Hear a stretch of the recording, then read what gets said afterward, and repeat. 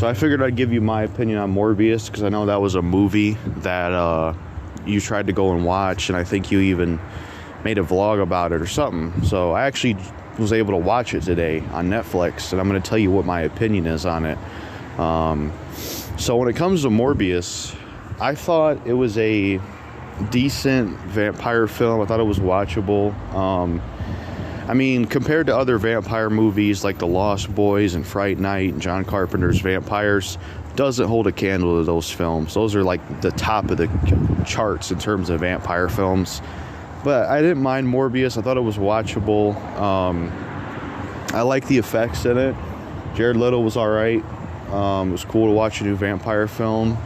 But the film does have issues. I mean, I think, like, the film just lacks an identity. Like, it just feels generic, if that makes sense. Like, it just doesn't have anything that makes it stand out, you know? It's just, it's lacking something. The Lost Boys, you know, that had something going for it.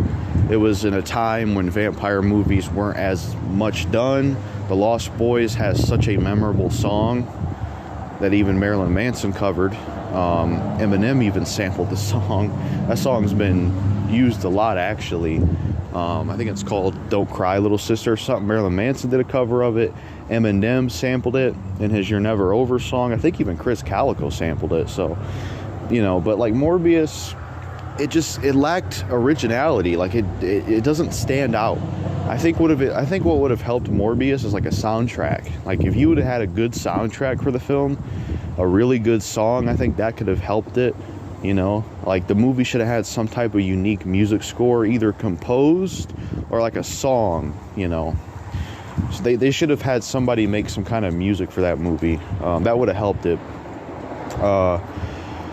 You know, and they chose to go for CGI, which, you know, Jared Leto looked cool at times, but other times him and the other guy who was a vampire, it just looked wonky.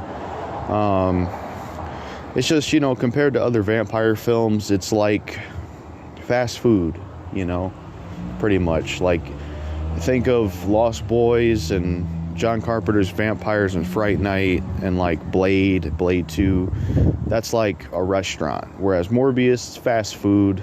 That's what it felt like for me. I mean, I like fast food, but, you know, just talking about quality. Morbius was watchable, but not a classic, not a masterpiece. I mean, I've seen worse, to be honest. I think Blade Trinity is worse from what I can remember.